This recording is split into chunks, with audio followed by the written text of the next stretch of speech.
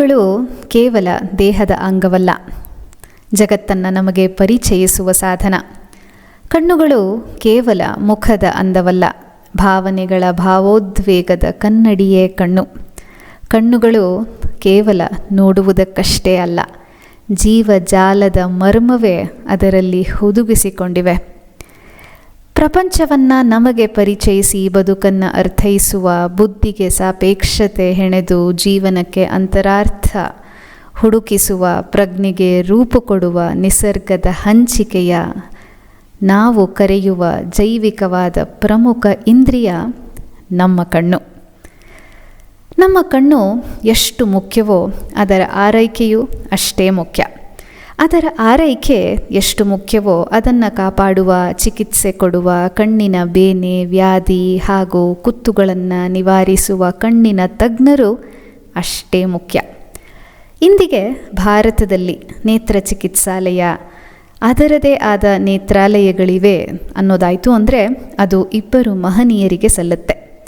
ತಮಿಳುನಾಡಿನ ಡಾಕ್ಟರ್ ಗೋವಿಂದಪ್ಪ ವೆಂಕಟಸ್ವಾಮಿ ಹಾಗೂ ನಮ್ಮ ಕರ್ನಾಟಕದ ಡಾಕ್ಟರ್ MC ಮೋದಿ ಅವರಿಗೆ. ಗಿನ್ನೀಸ್ ದಾಖಲೆ ಇರುವ, ನಮ್ಮ ಊಹೆಗೂ ಮೀರಿದ ಕಣ್ಣಿನ ತಜ್ಞರು ಡಾಕ್ಟರ್ MC ಮೋದಿ. ಇವರ ಸಾಧನೆ, ಜೀವನ ಕಾರ್ಯ, ಅದರ ತತ್ಪರತೆ, ಸಮರ್ಪಣಾ ಭಾವ, ಅವರನ್ನೇ ಅವರು ಕೆಲಸದಲ್ಲಿ ತೊಡಗಿಸಿಕೊಂಡ ರೀತಿ, ಇವರ ಜೀವನ ಹಾಗೂ ಬದುಕಿನ ಸಾಧನೆಗಳನ್ನು ಯಾರೇ ಕೇಳಿದ್ರೂ ಮೈನವಿರೇಳುವುದರಲ್ಲಿ ಎರಡು ಮಾತಿಲ್ಲ. ಅದನ್ನು ನೀವೇ ಇನ್ನೂ ಕೆಲವು ಕ್ಷಣಗಳಲ್ಲಿ ನಿಮ್ಮ ಸಂಪೂರ್ಣ ಸಮಯ ಹಾಗೂ ಗಮನವನ್ನು ಕೊಟ್ಟು ಕೇಳಿದಾಗ ನಿಮಗೆ ರೋಮಾಂಚನ ಹುಟ್ಟೋದ್ರಲ್ಲಿ ಹಾಗೂ ಅಬ್ಬಬ್ಬಾ ಎಂಥ ಸಾಧಕ ಅಂತ ಉದ್ಗಾರ ಬಂದೇ ಬರುತ್ತೆ. ನಿಮ್ಮ ಈ ಅನಿಸಿಕೆಯನ್ನು ತಪ್ಪದೀರ ನನಗೆ ತಿಳಿಸಿ. ನಿಮಗೆ ಏನು ಅನ್ನಿಸ್ತು ಅಂತ ತಿಳ್ಕೊಳ್ಳೋ ಕುತೂಹಲ ನನಗೆ ಸಾಕಷ್ಟಿದೆ. ಬನ್ನಿ, ನಮ್ಮ ಭಾರತದ ಅತ್ಯುನ್ನತ ನೇತ್ರತಜ್ಞ, ಗಿನ್ನೀಸ್ ದಾಖಲೆ ಸ್ಥಾಪಿಸಿದ ಪ್ರತಿಭಾವಂತ ಡಾಕ್ಟರ್ MC ಮೋದಿ ಅವರ ಯಶೋಗಾಥೆ ನಿಮ್ಮ ಮುಂದೆ.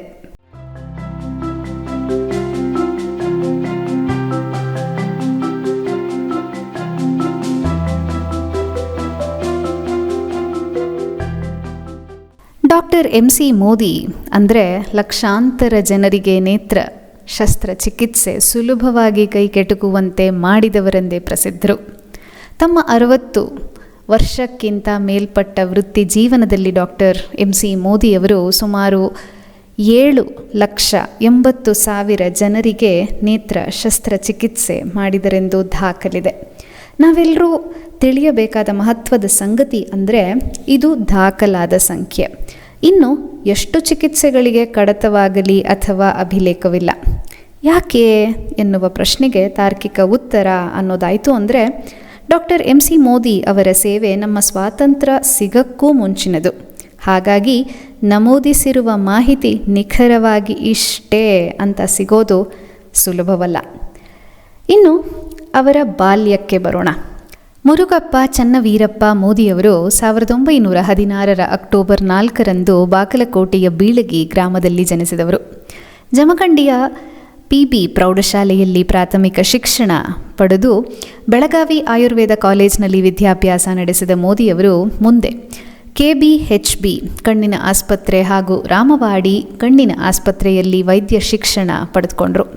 ಬಡತನದ ನಡುವೆಯೂ ವಿದ್ಯಾರ್ಜನೆ ಮುಂದುವರೆಸಿದ ಮೋದಿಯವರು ಕೊಲಂಬಿಯಾ ಮತ್ತು ನ್ಯೂಯಾರ್ಕ್ ವಿಶ್ವವಿದ್ಯಾಲಯಗಳಲ್ಲಿ ಸ್ನಾತಕೋತ್ತರ ಪದವಿ ಗಳಿಸಿಕೊಂಡರು. ಬೆಳಗಾವಿಯಲ್ಲಿ ತಮ್ಮ ವೃತ್ತಿ ಜೀವನ ಆರಂಭಿಸಿದ ಮೋದಿಯವರು ನಂತರದಲ್ಲಿ ದಾವಣಗೆರೆಯಲ್ಲಿ ನೆಲೆಸಿದರು. ಇನ್ನು 1942 ಕ್ವಿಟ್ ಇಂಡಿಯಾ ಚಳುವಳಿಯ ಸಮಯದಲ್ಲಿ ಮಹಾತ್ಮ ಗಾಂಧಿಯವರ ಭಾಷಣದಿಂದ ಪ್ರೇರಿತರಾದ ಮೋದಿಯವರು ಕೆಲವು ಸ್ವಯಂ ಸೇವಕರ ಜತೆ ಹಳ್ಳಿಗಳಿಗೆ ಹೋಗಿ ರೋಗಿಗಳಿಂದ ಹಣ ಪಡೆಯದೆ ಕಣ್ಣಿನ ಶಸ್ತ್ರಚಿಕಿತ್ಸೆ ಮಾಡತೊಡಗಿದ್ರು. ಕರ್ನಾಟಕ, ಆಂಧ್ರ ಪ್ರದೇಶ, ತಮಿಳುನಾಡು, ಮಹಾರಾಷ್ಟ್ರ ಮತ್ತು ಗುಜರಾತ್ ಹಾಗೂ ಇತರ ಹಲವಾರು ರಾಜ್ಯಗಳಲ್ಲಿ ಕಣ್ಣಿನ ಶಸ್ತ್ರಚಿಕಿತ್ಸಾ ಶಿಬಿರಗಳನ್ನು ಏರ್ಪಡಿಸಿ ಉಚಿತ ತಪಾಸಣೆ ಹಾಗೂ ಚಿಕಿತ್ಸೆ ಮಾಡ್ತಾಯಿದ್ರು. ಕಣ್ಣಿನ ಪೊರೆ ತೆಗೆಯುವ ಅಂದರೆ ಕ್ಯಾಟರಾಕ್ಟ್ ಶಸ್ತ್ರಚಿಕಿತ್ಸೆಯಲ್ಲಿ ಪರಿಣತಿ ಹೊಂದಿದ್ದ ಡಾಕ್ಟರ್ ಮೋದಿಯವರು ಪ್ರತಿ ಗ್ರಾಮದಲ್ಲೂ ಶಾಲೆ ಕಾಲೇಜುಗಳನ್ನು ತೆಗೆದುಕೊಂಡು ಅದನ್ನೇ ಚಿಕಿತ್ಸಾ ಕೇಂದ್ರವಾಗಿ ಪರಿವರ್ತಿಸಿ ನಿರಂತರವಾಗಿ ಶಸ್ತ್ರಚಿಕಿತ್ಸೆ ನಡೆಸ್ತಾ ಇದ್ದರು. ಅವರು ರಷ್ಯಾ ಮತ್ತು ಅಮೆರಿಕ ಸೇರಿದಂತೆ ಹಲವಾರು ರಾಷ್ಟ್ರಗಳಲ್ಲೂ ತಮ್ಮ ಸೇವೆ ಸಲ್ಲಿಸಿ ಅಲ್ಲಿನ ಗೌರವ ಆದರಗಳಿಗೆ ಪಾತ್ರರಾಗಿದ್ದಾರೆ. ಇನ್ನು ಸ್ವಲ್ಪ ನಿಮಗೆ 1942 ಈ ಒಂದು ಪ್ರಸಂಗವನ್ನು ಹೇಳಲೇಬೇಕು. 1942 ಆಗಸ್ಟ್ 8 ಬಾಂಬೆಯಲ್ಲಿ ನಡೆದ ಗಾಂಧೀಜಿಯವರ ಐತಿಹಾಸಿಕ ಪ್ರಾರ್ಥನಾ ಸಭೆಯಲ್ಲಿ ಭಾಗವಹಿಸಿದ ನಂತರ ಮೋದಿಯವರು ಲಾಭದಾಯಕ ವೃತ್ತಿ ಜೀವನವನ್ನು ತ್ಯಜಿಸಿ ದೃಷ್ಟಿಹೀನರಿಗೆ ಜೀವನ ಎಂಬ ಹಾದಿ ಹಿಡಿದುಕೊಂಡ್ರು. ಕುರುಡರು ಭಿಕ್ಷೆ ಬೇಡುವುದನ್ನು, ಅವರ ಅಸಹಾಯಕತೆಯನ್ನು ನೋಡಿದಾಗ ನಾನು ಪ್ರಭಾವಿತನಾದೆ ಅಂತ ಹೇಳ್ಕೊತಾರೆ. ವೈದ್ಯರ ಬಳಿ ಹೋಗಲು ಅವರ ಬಳಿ ಹಣವಿರಲಿಲ್ಲ ಅಂತ ಹೇಳಿ ಮೋದಿ ನೆನಪಿಸಿಕೊಂಡು ಅವರು 1942 ಬಿಜಾಪುರ ಸಮೀಪದ ಬೀಳಗಿ ಎಂಬ ಹಳ್ಳಿಯಲ್ಲಿ ಗಾಂಧಿಯವರ ಭಾಷಣ ಅವರ ಜೀವನವನ್ನೇ ಬದಲಾಯಿಸಿತು ಅಂತ ಹೇಳಿ ಅಂದಿನಿಂದ ಹಳ್ಳಿಗಳಲ್ಲಿ ಉಚಿತ ಶಸ್ತ್ರಚಿಕಿತ್ಸೆ ಪ್ರಾರಂಭ ಮಾಡಿದ್ರು. ಉಚಿತ ಚಿಕಿತ್ಸೆ ಸುಲಭದ ಪ್ರಯಾಣವಾಗಿರಲಿಲ್ಲ. ಸಾಕಷ್ಟು ಹಳ್ಳಿಗರು ಇವರು ಒಳ್ಳೆಯ ವೈದ್ಯರಾ ಅಂತ ಪ್ರಶ್ನೆ ಮಾಡೋಕ್ಕೆ ತೊಡಗಿದ್ರು. ಚಿಕ್ಕ ವಯಸ್ಸಿಗೆ ಯಾಕೆ ಹಳ್ಳಿ ತಿರುಗ್ತಾ ಇದ್ದಾರೆ ಅನ್ನೋದು ಮತ್ತೊಂದು ಪ್ರಶ್ನೆ. ಆಗಿನ್ನು ಮೋದಿಯವರಿಗೆ 27 ವರ್ಷ. ನಮ್ಮ ಕಣ್ಣಿಗೆ ಏನಾದರೂ ತೊಂದರೆ ಆದರೆ ಯಾರು ನೋಡ್ಕೋತಾರೆ ಅನ್ನೋದು ಇನ್ನೊಂದು. ಉಚಿತವಾಗಿ ಯಾಕೆ ಕೊಡ್ತಾ ಇದ್ದಾರೆ ಅನ್ನೋದು ಮಗದೊಂದು ಪ್ರಶ್ನೆ. ಇವೆಲ್ಲ ಪ್ರಶ್ನೆಗಳಿದ್ವು. ಈ ನಂಬಿಕೆ ಬೆಳೆಯೋದು ಅಷ್ಟು ಸುಲಭವಲ್ಲ. ನಂಬಿಕೆ ಬೆಳೆದ ನಂತರ ಬೆಳೆಸೋದಿದೆಯಲ್ಲ, ಅದು ಖಂಡಿತ ಸರಳವಲ್ಲ. ನಂಬಿಕೆ ಬೆಳೆದ ನಂತರ ಉಳಿಸಿಕೊಳ್ಳೋದು ಅತಿ ಕ್ಲಿಷ್ಟದ ಕೆಲಸ. ಹಳ್ಳಿಗೆ ಭೇಟಿ ಕೊಟ್ಟು ಮೋದಿಯವರು ಈ ಪ್ರಯಾಣ ದಿನ, ವಾರ ಅಥವಾ ತಿಂಗಳಿಗೆ ಮೀಸಲಾಗಲಿಲ್ಲ. ವರ್ಷಗಟ್ಟಲೆ ಎಡೆಬಿಡದೆ ನಡೀತಾ ಇತ್ತು. ಕಣ್ಣು ಕೊಟ್ಟ ಅಣ್ಣ ಅಂತಲೇ ಪ್ರಸಿದ್ಧರಾದರು ಹಳ್ಳಿಗಳಲ್ಲಿ ಮೋದಿಯವರು. ಲಕ್ಷಾಂತರ ಜನರಿಗೆ ನೇತ್ರದಾನವಾಯಿತು, ಚಿಕಿತ್ಸೆಗಳಾದವು. 1993 ವೇಳೆಗೆ ಸುಮಾರು 6,10,564 ಆಪರೇಷನ್ಗಳಾಗಿದ್ದು 46,120 ಹಳ್ಳಿಗಳಿಗೆ ಭೇಟಿ ನೀಡಿ 1,21,18,630 ರೋಗಿಗಳನ್ನು ಮೋದಿಯವರು ನೋಡಿದ್ರು ಎಂಬುದು ದಾಖಲಾಗಿರುವ ಸಂಖ್ಯೆ. ಇದನ್ನು ಮೀರಿರುವುದು ನಿಖರವಾದ ಸಂಖ್ಯೆ ಎಂಬುದು ನಮ್ಮ ಗಮನಕ್ಕೆ ಬರಬೇಕು. 1993 ಹೊತ್ತಿಗೆ ಮೋದಿಯವರಿಗೆ 77 ವರ್ಷ ವಯಸ್ಸಾಗಿತ್ತು.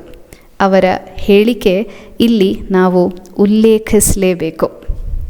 ನನ್ನ ಜೀವಿತದ ಧ್ಯೇಯ ಆಧ್ಯಾತ್ಮಿಕವಾದದ್ದು. ನಾನು ದೇವರ ಪೂಜಾರಿ ಅಂತಲೇ ತಿಳಿದಿದ್ದೀನಿ. ನನ್ನ ರೋಗಿಗಳೇ ದೇವರು. ಪ್ರತಿ ಹಳ್ಳಿಯೇ ನನಗೆ ತೀರ್ಥಸ್ಥಳ. ಚಿಕಿತ್ಸೆ ಕೊಡುವ ಆಪರೇಷನ್ ಟೇಬಲ್ ನನ್ನ ದೇಗುಲ. ಉಪಯೋಗಿಸುವ ಚಿಕಿತ್ಸೆಯ ಸಾಮಗ್ರಿಗಳೇ ಪೂಜೆಯ ಉಪಕರಣಗಳು. ಇದೇ ಇವರ ಜೀವನದ ಧಾರ್ಮಿಕ ಧ್ಯೇಯವಾಗಿ ಉದ್ದೇಶ್ಯದ ಗುರಿಯಾಯಿತು. Doctor MC Modi is the pioneer of the mass eye camps and the concept of dedicated eye hospitals in India. ಇವರ ಪ್ರತಿಭೆಯನ್ನು ನೀವು ಕೇಳಿದ್ರೆ ನಿಬ್ಬೆರಗಾಗಿ ಹೋಗ್ತೀರಾ ಸ್ನೇಹಿತರೆ. ಡಾಕ್ಟರ್ MC Modi ಅವರು 1 ಗಂಟೆಯಲ್ಲಿ 40 ರೋಗಿಗಳನ್ನು ನೋಡ್ತಾ ಇದ್ರಂತೆ. ಚಿಕಿತ್ಸೆ ನಡೆಸಬೇಕು ಅಂದರೆ ಒಂದೇ ಸರ್ತಿ 4 ರೋಗಿಗಳಿಗೆ ಅವರು ಆಪರೇಟ್ ಮಾಡ್ತಾಯಿದ್ರು. ಅವರ ಸಾಮರ್ಥ್ಯದ ಇನ್ನೊಂದು ಮೆರಗು ಅಂದರೆ ಹಿ ವಾಸ್ ಆಂಬಿಡೆಕ್ಸ್ಟ್ರಸ್, ಅಂದರೆ ಎರಡೂ ಕೈಗಳಲ್ಲೂ ಸಮನಾದ ಸಾಮರ್ಥ್ಯವನ್ನು ಹೊಂದಿರುವವರು ಅಂತ ಅರ್ಥ. ಸಹಜವಾಗಿ ನಾವು ರೈಟ್ ಹ್ಯಾಂಡರ್ ಅಥವಾ ಲೆಫ್ಟ್ ಹ್ಯಾಂಡರ್ ಅಂತ ಹೇಳ್ತೀವಲ್ವಾ. ಸಾಕಷ್ಟು ಕೆಲಸಗಳು ನಮ್ಮ ಬಲಗೈ ಅಥವಾ ಎಡಗೈನಲ್ಲಿ ನಾವು ಮಾಡ್ತೀವಿ. ನಾವು ಕೇವಲ ಬರವಣಿಗೆಯಲ್ಲಿ ನೋಡೋದಾಯಿತು ಅಂದರೆ ಬಲಗೈನಲ್ಲಿ ಬರಿತೀವಿ ಅಂದರೆ ಎಡಗೈನಲ್ಲಿ ಒಂದು ವಾಕ್ಯ ಬರೆಯೋದೇ ಕಷ್ಟ. ಆಂಬಿಡೆಕ್ಸ್ಟ್ರೆಸ್ ಅಂತಹವರಿಗೆ ಎರಡೂ ಕೈಗಳಲ್ಲಿ ಸಮನಾದ ಸಾಮರ್ಥ್ಯ ಇರುತ್ತೆ.